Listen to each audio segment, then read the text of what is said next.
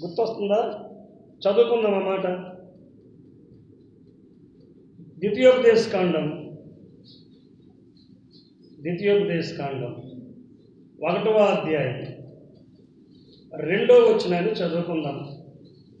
హోరేబు నుండి షేయీరు మన్నేపు మార్గముగా కాదేషు బర్నేయ వరకు 11 దినముల ప్రయాణము. దేవునికి స్తోత్రం.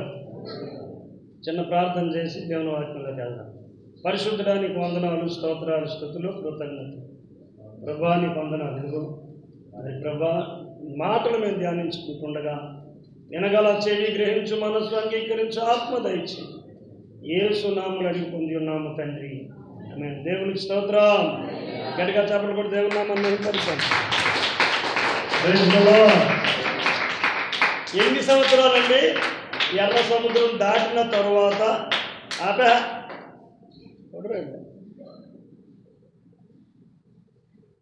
హల్లెలూయా. ఒక్కోసారి ఉన్నాడు రా.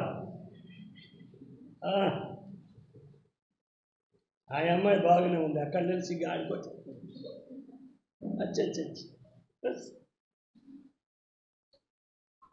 ఏంటంటే చదివారు. హోరేబు నుండి షేయీరు మన్యపు మార్గముగా.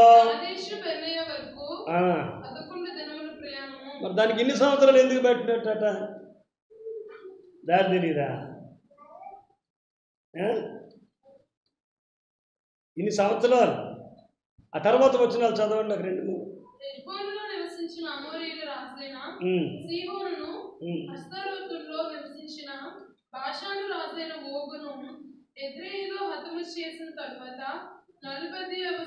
40వ సంవత్సరములో 11వ నెల మొదటి తేదీన మోషే యెహోవా తనకు ఆజ్ఞాపించినదంతయు. చాలు. 11 రోజుల్లో జరగాల్సిన ప్రయాణం 40 రోజుల్లో చేశారు. ఎందుకంటే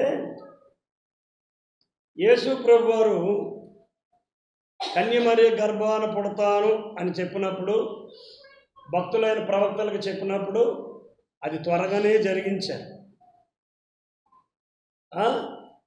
నేను మరణించి మరణాన్ని జయించి తిరిగి లెగిస్తానని చెప్పింది కూడా త్వరగానే జరిగించారు. కానీ ఇదిగో నేను తిరిగి మరలా వస్తున్నాను అని చెప్పినప్పుడు అది త్వరగా జరగల. ఇప్పటికి అలాగా ఆయన చెప్పి 2023 సంవత్సరాలు సమయము పట్టింది. మరి అవన్నీ కూడా త్వరగా జరిగించిన దేవుడు ఆయన రాకడ ఎందుకు లేట్ చేశాడు అంటే, ఇది మనకు అర్థమవ్వాలి. ప్రభు యొక్క రాకడ, దేవునికి స్తోత్రం. ప్రభు రాకడ ఎందుకు లేట్ అవుతుంది, ఎందుకు ఆలస్యం అవుతుందంటే, పాత నిబంధన వారి ప్రయాణం ఎందుకు 11 రోజుల ప్రయాణం 40 సంవత్సరాలుగా సాగింది. అది మనకు అర్థమైతే ఇది మనకు అర్థమవుతుంది. ఇప్పుడు యేసు ప్రభు వారు కన్యమరి గర్భాన జన్మిస్తామని చెప్పారు, ప్రవక్తలకి, జరిగిపోయింది. ఆయన అనేక రోగులు స్వస్థపరుస్తానన్నాడు, జరిగిపోయింది. ఆయన పట్టబడతారు, కొట్టబడతారని చెప్పాడు, జరిగిపోయింది. ఆయన 3వ రోజున తిరిగి లెగిస్తానని చెప్పాడు, జరిగిపోయింది. తిరిగి పునరుత్థానంగా మారి పరలోకానికి వెళ్తానన్నాడు, జరిగిపోయింది. తిరిగి వస్తానన్నాడు, ఇది జరగల. ఇది చెప్పి ఎన్నాళ్ళు అయింది? 2023 సంవత్సరాలు అవుతుంది. మరి 11 రోజుల ప్రయాణంకి దీనికి సంబంధం ఏంటంటే ఉంది. మరి 11 రోజుల్లో వెళ్ళిపోవలసింది 40 సంవత్సరాలు ఎందుకు పట్టింది? కొన్ని 40 రోజులైనా బాగున్ను, 40 సంవత్సరాలు ఎందుకు పట్టిందంటే, దేవుడు నీతో ఉన్నాడు లేకపోతే వారితో ఉన్నాడు అనడానికి కొన్ని రుజువులను చూపించడం. చూద్దాం. కీర్తనల గ్రంథం 78వ కీర్తనలో కీర్తనాకారుడు రాసినటువంటి ఒక అద్భుతమైన మాటను మనం జ్ఞాపకం చేసుకుందాం.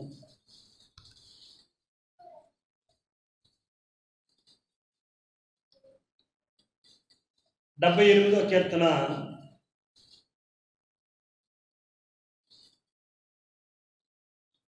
14వ వచనం.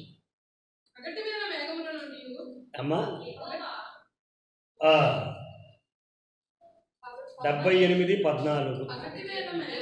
అదే పగటి వేళ మేఘములో నుండి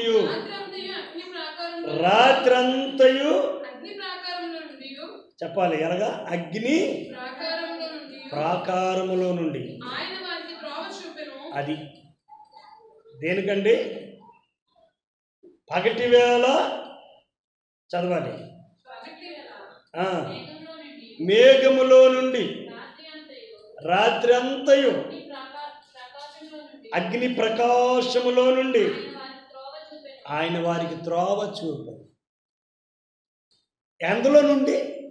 మూలలుండే, చీపురు కట్టలో నుండే, నెమలింటికల కట్టలో నుండే, ఒక రాయిలో నుండా, ఒక చెట్టులో నుండా, ఒక పుట్టలో నుండా, ఎందులో నుండి త్రోవ చూపాడట? అట్లన్నిటిలో నుండి కాదు. ఒక రాయిలో ఉన్నది మనిషికి త్రోవ చూపదు, ఒక చెట్టులో ఉన్నది త్రోవ చూపదు. చెట్టు నరికితే పడిపోద్ది, రాయి పగల కొడితే పగిలిపోద్ది. కానీ మేఘాన్ని నువ్వు కొట్టగలవా? అగ్నిని నువ్వు కొట్టగలవా? కాపెత్తం కూడా తగిలిపోద్ది. అది దేవుని దగ్గర నుండి నీకు త్రోవ చూపడానికి. ఎవరికట? ప్రియ దేవుని బిడ్డలారా, ఇశ్రాయేలీయులకు త్రోవ చూపడానికి ఆయన ఎక్కడ ఉండి ఎక్కడ నుండి పగలు మేఘ స్తంభము, దాన్ని టార్నిడో అని పిలుస్తారు, నిలువుగా కనబడుతుంది. నిలువు మేఘం మనం అడ్డమేఘాల్లో చూసాం, కానీ దూదుల్లా కనబడుతున్న మేఘాలే మనకు కనబడతాయి. కానీ నిలువ మేఘం మేఘ స్తంభములో నుండి అగ్ని ప్రకాశములో నుండి. దేనికి? ఆయన ఉన్నాడు అందులో. వారి దేవుడు వారితో పాటు ఉన్నాడు అని చెప్పడానికి రుజువు. ఇది మానవ శక్తి వలన ఈ సముద్రం పాయలు కాలేదు, మానవ శక్తి వలన ఇది నడిపించబడలేదు అని. అన్ని సంవత్సరాలు ఉన్నాడు. ఎన్ని సంవత్సరాలు? 40 సంవత్సరాలు ఉన్నాడు. ఉండి పనికి మాలిన చెత్త మనుషులు తిండికే ప్రాధాన్యత ఇచ్చేవారు, త్రాగడానికే ప్రాధాన్యత ఇచ్చేవాళ్ళు, వ్యభిచారానికే ప్రాధాన్యత ఇచ్చేవాళ్ళు.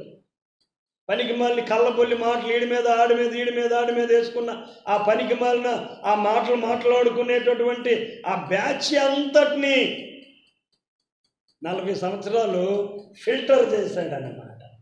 ఎందుకంటే టైం పట్టిందండి. రైలుకి వెళ్ళిపోండి. 11 రోజులు అంటే వారంలో సకానికి వారం రోజుల దగ్గరికి వెళ్ళిపోయినట్టు. ఇంక 3 రోజుల్లో ఎరుకోకి వెళ్ళిపోతారు, అయిపోయింది కదా. దేవునికి స్తోత్రం.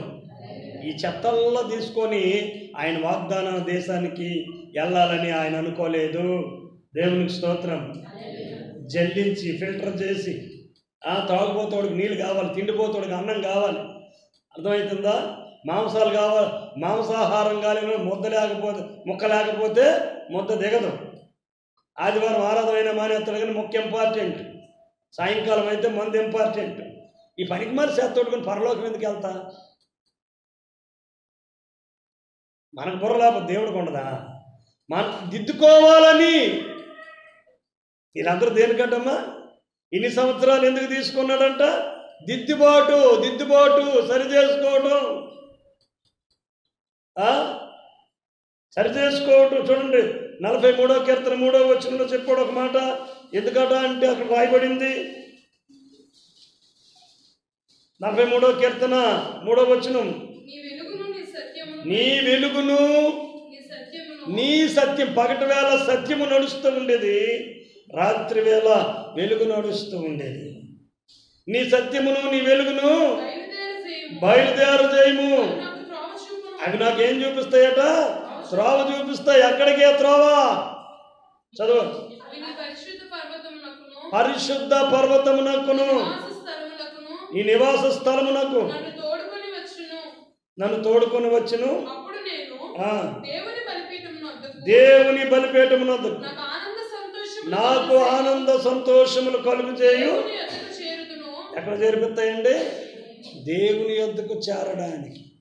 నీ 20 ఇప్పుడు 20 సంవత్సరాలు 20న 2020 23 సంవత్సరాలు ప్రభు ఇంకా రాలేదు, ఇదిగో త్వరగా వస్తున్నాడు అని ఎందుకంటున్నామంటే, మనం ఆనంద సంతోషములు కలిగి దుఃఖము, నిట్టూర్పు, బాధలు ఇవన్నీ విడిచిపెట్టి సకలమైనటువంటి వ్యసన సంబంధమైనటువంటివి అన్నీ కూడా మన ద్వారానే ఒప్పింపబడి, మనం ఇంట్లో చెత్తేసి ఈదులో చెత్త తీసిన ఇంట్లో తోడమంతా ఆ చిక్కని గరిచేస్తాడు.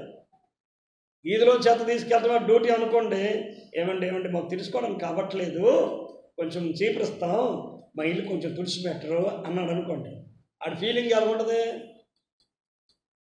నాకు నియమించింది ఈదులో చెత్త తీసుకెళ్తామే, ఇంట్లో చెత్త తోటమంతం, ఇంట్లో చెత్త ఎవరు తుడుచుకోవాలి? నువ్వు ఇంట్లో చెత్త వేయటం, ఈదులో ఉన్న పిలిచి తోడమంతావా కదా?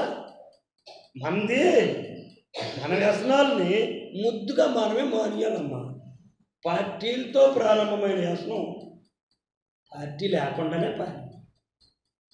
ఎందుకంటే ఆయన వస్తున్నాడు మధ్యాకాశానికి మార్గం చూపించడానికి, ఇశ్రాయేలీని గల నడిపించడానికి. చూడండి 25వ కీర్తనకి వెళ్ళండి, 4-5 వచనాలు చదువుకుందాం.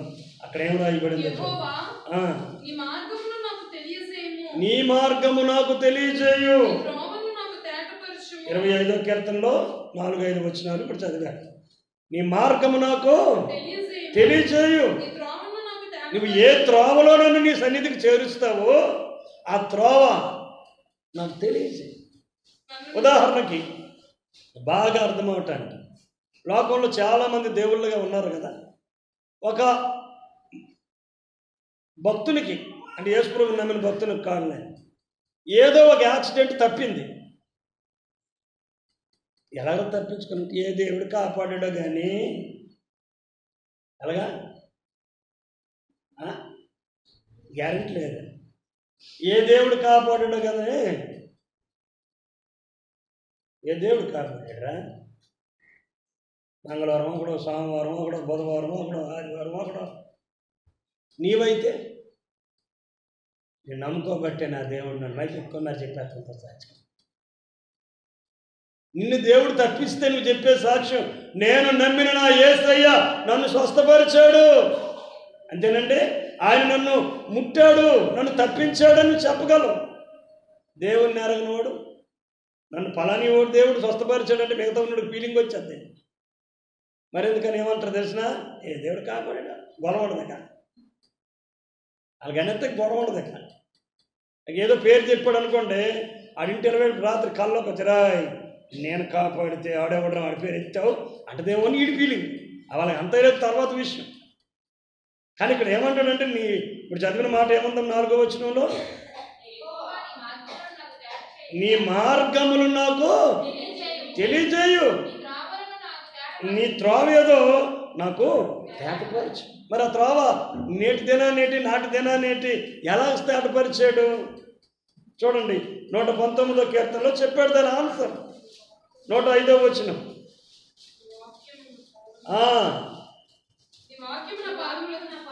119, 105. నీ వాక్యమే. మోషే ద్వారా దేవుడు మాట్లాడుతున్నాడు. మోషే వచ్చి సంఘస్థులకు మాట్లాడుతున్నాడు. ఈ దినాల్లో కూడా దైవజనుల ద్వారా దేవుడు మాట్లాడతాడు. దైవజనుడు వచ్చి నీకు ఉపదేశము చేస్తాడు. నీ వాక్యము నా పాదాలకు దీపమండి. మీకు తెలుసో లేదో, మా చిన్నతనంలో అమ్మా జాగ్రత్తగానండి, ప్రమిదిలో నూనె వేసుకొని ఒత్తుపెట్టి, ఈ సుంచిబూటి డొక్కులు ఉంటాయి కదా మట్టివి, అవి అయిపోయిన తర్వాత దాన్ని మన్ను గిన్నె అంతా పీకేసి దానికి ఒక తాడు కట్టి లేకపోతే వైరు కట్టి ఈ దీపాన్ని తీసుకెళ్ళి అందులో పెట్టి మేము బయటికి వెళ్తున్నప్పుడు దాన్ని టార్చ్ లైట్ లాగా ఉపయోగించుకొని వెళ్ళాము. మట్టి ప్రమిదలు దీపావళి కొడతారు కదా, దాంట్లో దూది ఉత్తు వేసేసి ఆ సుంచిబుడ్డి తోలకు ఇప్పుడైతే అంత ప్లాస్టిక్ లేకపోతే కాగితాలు వచ్చేసినాయి. అప్పుడు ఇప్పటికీ ఉన్నాయి మట్టి సుంచిబుడ్డి తోలకు డొలిసేసి దాన్ని దీపాన్ని అందులో పెట్టి ఆ దీపం వెలిగించుకొని ఆడదాం. ఎందుకంటే గాలి అందులోకి వెళ్దాం. బయటకు వెళ్ళాల్సి వచ్చినప్పుడు, కళ్ళాలకి సాలు కాసి వెళ్ళాల్సి వచ్చినప్పుడు అదే లాంతరం. మరి ఎందుకంటే చిమినీ ఉన్నది పట్టుకెళ్ళిపోతే పడిపోతే పగిలిపోద్ది. మరి ఇక క్యాండిల్ ఒట్టుకెళ్ళినట్టయితే అది ఆరిపోద్ది. ఇదే ఒట్టుకెళ్ళాను. అందుకని దేవుని వాక్యం ఏమంటుందంటే నీకు త్రోవ చూపించేది దేవుని వాక్యం. నీ వాక్యమే నా పాదాలకి దీపం. అంటే పాదానికంటే చెడునడక. దీపం ఉన్నప్పుడు ముళ్ళుగా మట్టి గలవా? దీపంలో వెళ్తున్నప్పుడు, టార్చ్ లైట్లో వెళ్తున్నప్పుడు సడన్గా పాము కనబెడితే పర్వాలేదు, అదేంటి చేయదనుకుని వెళ్ళిపోతావా? వెళ్ళలేవు కదా. దేవునికి స్తోత్రం, హల్లెలూయా. అది నీ పాదములకు, నీ త్రోవకు వెలుగు. అప్పుడు ఎక్కడ అడుగేయకూడదు. భయంకరమైన ముట్టుకంప కనిపించింది, లైట్ లేకపోతే పట్టేస్తాం. లైట్ ఉంది కనుక ఆ కంపను తీసి పక్కనే పడేసేసి వెళ్తాం. అలాగే మన జీవితాల్లో ప్రియ దేవుని బిడ్డలారా, దేవుని వాక్యము మన త్రోవలో మనకు వెలుగుగా ఉండకపోతే నీకు ఏది ముళ్ళుడనుకో తెలియదు, ఏది అశుద్ధమో తెలియదు, ఏది సర్పమో తెలియదు, ఏది గాజు బెంకో తెలియదు. జీవితానికి అన్ని గుచ్చుతాయి, అన్ని కరుస్తాయి. అందుకు నీకు త్రోవ చూపించడానికి ఏమవసరమండి? దేవుని వాక్యము నీకు అవసరం. నీ జీవితంలో నువ్వు తీసుకునే ప్రతి అడుగు, ప్రతి స్టెప్ అది ఆశీర్వాదకరంగా ఉండాలంటే నువ్వు దేవుని వాక్యం దగ్గర ఉండాలని దేవుని వాక్యం చెప్తా ఉన్నాడు. చూడండి 22వ వచనం ఒకసారి చదవండి. అక్కడ అందులోనే ఆ 119 ఏటమ్మా? నేను శాసనాలను అనుసరించాను, నా మీదకి రాకుండా. దేవుని వాక్యం ఎప్పుడుందో నీ మీదకి నింద, నీ మీదకి తిరస్కారము రాదండి. ఛాన్స్ రాదు. ఒకటి నిందించాలన్నా, ఒకటి నిన్ను తృణీకరించాలన్నా దేవుని వాక్యము గనుక నీలో ఉంటే, నువ్వు ఆ వాక్యాన్ని ఫాలో అవుతూ ఉంటే, నీ మీద నిన్ను అనాలనుకున్నాడు కూడా గొప్ప స్పీడ్కి వచ్చి త్వరగా మూసుకొని వెళ్ళిపోతున్నాను నేను. ప్రైజ్ ది లార్డ్, హల్లెలూయా. నిర్గమకాండం చూద్దామా? 13వ అధ్యాయము 21-22 వచనాలు చదువుదాం. పగలు రాత్రియు. ఎప్పుడమ్మా? పగలు రాత్రియు నీ దేవుని వాక్యాన్ని నువ్వు పట్టుకుంటే, దేవుని ఆత్మను, దేవుని అభిషేకమే నీ దగ్గర ఉంటే, నీ ప్రయాణం, నీ జీవితం పగలు రాత్రియు నీ జీవితం ప్రయాణం అవుతుంటు కొలది యెహోవా త్రోవలో ఎవరిని? ఇశ్రాయేలీయులైనటువంటి దేవుని ప్రజలను నడిపించుటకై. జాగ్రత్తగా గుర్తుపెట్టండి, నిద్రమతులై ఉండదు. ముగిద్దాం. పగటి వేళ మేఘ స్తంభములోను వారికి వెలుగివ్వడానికి, రాత్రి వేళ అగ్ని స్తంభములోను ఉండి. నువ్వు చదువుతున్న వాక్యములో దేవుడు ఉండి, నువ్వు వింటున్న వాక్యంలో దేవుడు ఉండి, నువ్వు ఆడుతున్నటువంటి దేవుని మాటల్లో దేవుడు ఉండి నిన్ను నడిపిస్తాడు. ఆయన పాట పాడుతాను, నడిపిస్తాడు నా దేవుడు.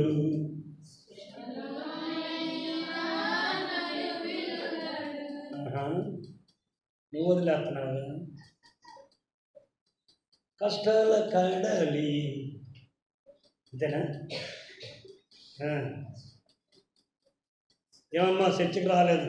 మనసు బాగులేదు, అది బాగులేదు కాబట్టి చర్చికి రాలేదు, భద్రాలు. మనసు బాగుంటే చుట్టాలు మ్యారేజ్కి చెప్పారండి, వెళ్ళాలి. వాళ్ళకి ఆదివారమే సెలవు. మోడీ త్వరగా ఆ ఆదివారం సెలవు తీసేస్తే చాలా మంచి. భక్తులందరూ ఎక్కడికి అనరు.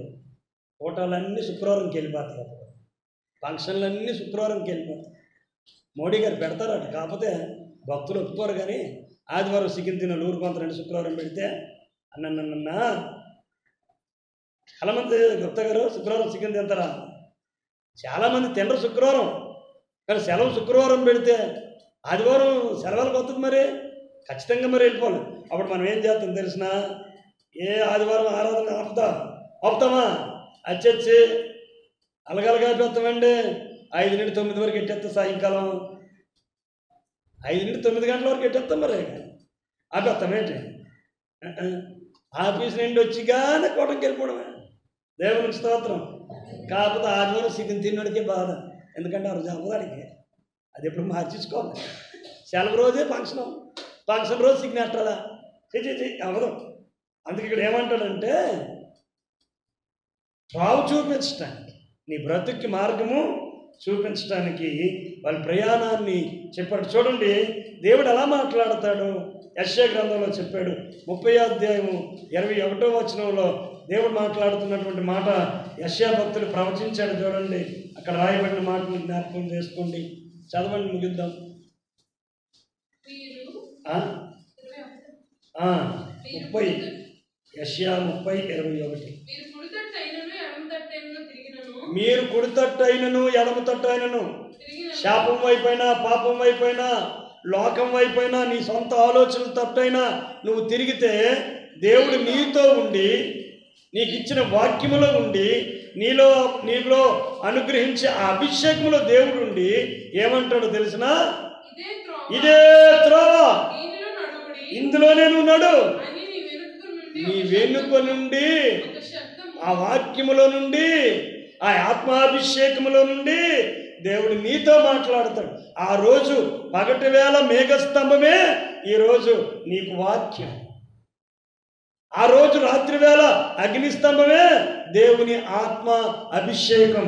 అందుకే ఆరాధిస్తున్నప్పుడు ప్రార్థిస్తున్నప్పుడు దేవుని ఆత్మను పొందమని ఎందుకు 10 సార్లు చెప్తామంటే దేవుని శక్తిని అందులో ఇమిడి ఉంది. పరిశుద్ధాత్ముడు మీ మీదకి వచ్చినప్పుడు మీరేం పొందుతారండి?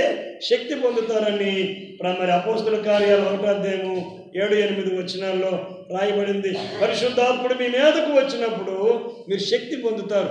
దేవుని వాక్యం నీ లోపల ఉన్నప్పుడు నీవు తీసుకునే ప్రతి నిర్ణయం అది ఆశీర్వాదకరంగా ఉంది. దేవుని వాక్యాన్ని పక్కన పెట్టి మన సొంత ఆలోచనల ప్రకారం, సొంత తలాపుల ప్రకారం పాపం వైపు, శాపం వైపు, దుర్నీతి బంధకాల వైపు మనం వెళ్ళినట్టయితే ఆ వాక్యం మన ఎడల పని చేయదు. మనం పొందుకున్న ఆత్మశక్తి మనలో బలహీనమైపోతాడు, మనం బలహీనమైపోతాం. అందుకే 11 రోజుల ప్రయాణం ఎంత దూరం వెళ్ళిందండి? 40 సంవత్సరాల ప్రయాణం అయింది. ఇదిగో త్వరగా వచ్చేస్తున్నాను అని చెప్పిన దేవుని స్వరం 2023 సంవత్సరాలు టైం పడుతుంది. ఇంకెంతకాలం పడుతుందో తెలియదు. ఎందుకంటే నీ మీద ఉంచిన ఆయన ఆత్మ, నీలో ఉంచిన దేవుని వాక్యం నీలో పని చేసినట్లుగా నువ్వు మార్చబడాలి. గమనించండి, చారుతప్పేలా పాలకు పెట్టవు. చారుతప్పేలను తీసుకెళ్ళి పాలు పెడితే ఇంటికి తెచ్చే లోపే ఇరిగి ముక్కలు అవుతాయి. ఏమట ఆ తప్పేలతో తలుచు ఏం చేస్తారండి? చారు పెట్టేదాన్ని పులుపుకు సంబంధించిన ఒక పాత్ర పాలకు పెడితే సెట్ కాదు. అలాగే పరలోకంలో ఉండవలసినటువంటి పవిత్రత నీలో ఉంటే పరలోకంలో ఉంటాం.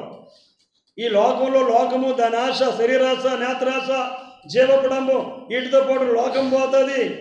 లోకంతో పాటు ఇవి పోతాయి. అవి సంఘ బిడ్డల్లో ఎవరిలో కూడా ఉండకూడదు. చూసింది కావాలి, ఆడి దగ్గర ఉన్నది కావాలి, ఈ అమ్మ దగ్గర ఉన్నది కావాలి, ఇవేవి ఉండకూడదు. దేవుణ్ణి అడుగు, అంతకంటే ఘనమైనదిగా దేవుణ్ణి నీకు ఇస్తాడు. అందుకు ఏం చెప్పాడంటే 11 రోజుల ప్రయాణం 40 రోజులైతే బాగున్నాం, 40 సంవత్సరాలు చేశాడు. కారణం ఏంటండి? దేవుని వాక్యము హృదయంలోనికి తీసుకోకుండా తిండి మీద, వ్యసనాల మీద, త్రాగుడు మీద, వీటి మీద ధ్యాస పెట్టినటువంటి వాళ్ళందరినీ, తిరుగుబాటు చేసే వాళ్ళందరినీ ఆ ప్రయాణంలో ఏం చేశాడండి? లేపేశాడు. అయిపోయాడు, ఆనకాలే చింపాడు. ఈ దినం దేవుడు అంటున్నాడు పరమ కానానికి మనల్ని దేవుడు తీసుకెళ్ళటానికి. భక్తియాత్రలు కానీ ముగించుకుందాం. 25వ అధ్యాయం మత్తయి సువార్త 32వ వచనం నుంచి 34వ వచనం వరకు అంటాడు. మరి లోకంలో ఉన్న వాళ్ళందరినీ పోగు చేస్తాడట. గొల్లవాడు గొర్రెల్లో నుండి మేకలను వేరు చేసినట్లుగా కుడివైపేమో గొర్రెలకు పెట్టి, ఎడవైపేమో మేకలకు పెట్టి, కుడివైపు ఉన్నటువంటి వారితో ఏమంటున్నాడు తెలిసిన, రండి, లోకము పుట్టినది మొదలుకొని మీ కొరకు సిద్ధపరిచిన పరలోక రాజ్యాన్ని మీరు స్వతంత్రించుకోండి అని కుడివైపు ఉన్నటువంటి గొర్రెల్లా ఉన్న వారితో చెప్తున్నాడు. మనం దేవుడు కేవలం గొర్రెలని పోల్చాడు, పందులని పోల్చలే. దేంతో పోల్చాడండి? సాత్వికమైనటువంటి ఒక జంతువుతో పోల్చాడు. గేదెలతో పోల్చలే, ఆవులతో పోల్చలే. ప్రియమైన ఆవులారా అంటే చాలా డేంజర్గా ఉన్నాయి కదా. ప్రియమైన మగవాళ్ళు ఎద్దులారా,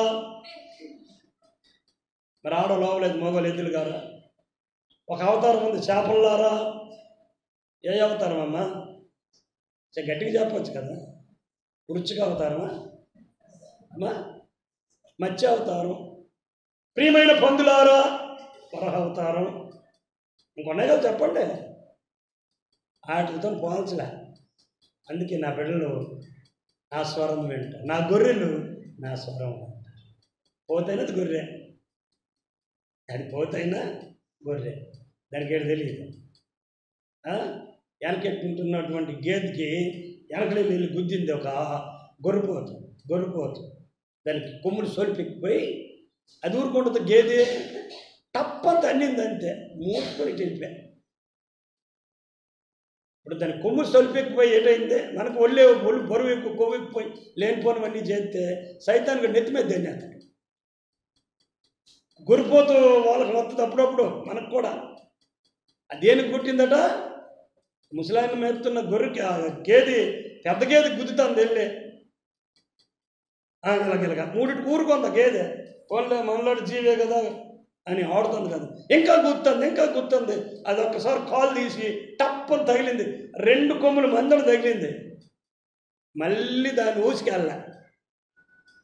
అందుకు దేవుడు నేను పోతువైన గొర్రె సంగతి మర్చిపోకు. అంతే తప్ప ఆవులారా, అమ్మ తిడతాడు, ఆవుకు మొక్కుతాడు కాబట్టి నిన్ను ఎవరైనా మీరు గొర్రెలారా అంటే మీరు ఆవులు అని చెప్తాను. ఎవరైనా మిమ్మల్ని గొర్రెలకు మీరు పొందులానండి, మీ దేవుడిలో ఒకటి పంది కాడా అనండి, తప్పలేదు. ఏమట? నిన్న ఆయన బిడ్డలారా అన్నాడు, అదిమానేసేసి. నా ప్రియులారా అన్నాడు, అదిమానేసేసి. నేనుండే స్థలంలో మీరును ఉండులాగను, నేను మరలా వచ్చి మిమ్మల్ని తీసుకొని వెళ్తానని చెప్పింది మానేసేసి ఎటకారం చేసేవాడు. అద్వైతంగా ఎటకారం చేస్తే క్షమాపణ ఉండక్కర్లా. బోల్డని జంతువులు ఉన్నాయి అటు సైడ్. అర్థమైందా? అందుకు గమనించండి, 11 రోజుల ప్రయాణాన్ని ఎంతవరకు తీసుకెళ్ళాడండి గుప్తా గారు? 40. అది ఎందుకట? ఫిల్టర్ కాఫీ అంటారు కదా. ఫిల్టర్ వడగడతాడు. నిన్ను వడకట్టక మునిపే, నిన్ను జల్లించక మునిపే, ఇంకా మన ప్రాంతీయ భాషలో గాలించక మునిపే, పొట్టు ఎగరగొట్టినట్టు రోడ్ల మీద వేసేస్తుంటారు చూసారా? అవతలోడు ఎలా వస్తున్నాడు, వీడికి అనవసరం. ఆడి కళ్ళు పోయిన వీడికి పర్వాలేదు, వీడికి గెంత కావాలా, చెత్త పోవాలా కదండి. అలాగే ఆయన మనల్ని గాలిస్తాడు, వడకడతాడు, పరిశీలిస్తాడు, పరీక్షిస్తాడు. చెత్తల్లో పోవాలి, అగ్గిలు కాలిపోవాలి. నికరా గింజవైతే రేపు పరమకాణంలో నిన్ను కూర్చోబెడతాడు. దేవునికి స్తోత్రం. మీరు ఇంటికి వెళ్ళి చదువుకోండి ఆ ప్రకటన గ్రంథం, ఎందుకంటే ఇక్కడ సమయం సరిపోదండి కనుక. 21వ అధ్యాయం 10వ వచనం నుండి చివరి ప్రకటన గ్రంథం 21 10వ వచనం నుండి చివరి వచనం వరకు చదివితే అంత అందమైన రాజ్యం ఏ ఇప్సారోడుకో, తాగుబోతోడుకో, తిరుగుబోతోడుకో, తిండిపోతోడుకో ఎవడు దేవుడో. అది ఎంత ప్రాముఖ్యంగా ఉంటుందో పరలోక రాజ్యం గురించి. ప్రతి పనికిమాలోడికి పరలోక రాజ్యం ఇచ్చేస్తాడా? ఎవడు? భూమి మీద ఉన్న పనికిమాల తనమంతా పోవాలా, దిద్దుబాటు రావాలా, మనకు మనం అసహించుకోవాలా, దేవుని వాక్యం దగ్గరికి రావాలా, దేవుని ఆత్మతో నింపబడాలా. అది నీవైనా ఓకే, నేనైనా ఓకే. అప్పుడే పరలోక రాజ్యం అనేది ఇస్తాడు. అక్కడ కూడా 40 సంవత్సరాల ప్రయాణం ఎందుకండి? ఫిల్టర్ జల్లించేసి, గాలించేసి, చెత్తాచెదారం వల్ల తీసేసి నికరా తీసుకెళ్ళి అక్కడ పెట్టాడు. నిన్ను నన్ను కూడా అంతే. ప్రార్థన చేసుకుందాం. కళ్ళు మూసుకుందాం, ప్రార్థన చేసుకుందాం. పరిశుద్ధానికి వందనాలు, స్తోత్రాలు. విన్నటువంటి మాటలు ప్రభా మా హృదయాలను బలపరితం చేయండి. దేవానికి వందనాలు, స్తోత్రాలు. పరిశుద్ధాత్ముడానికి స్తోత్రాలు చెల్లించుకుంటాం. వినగల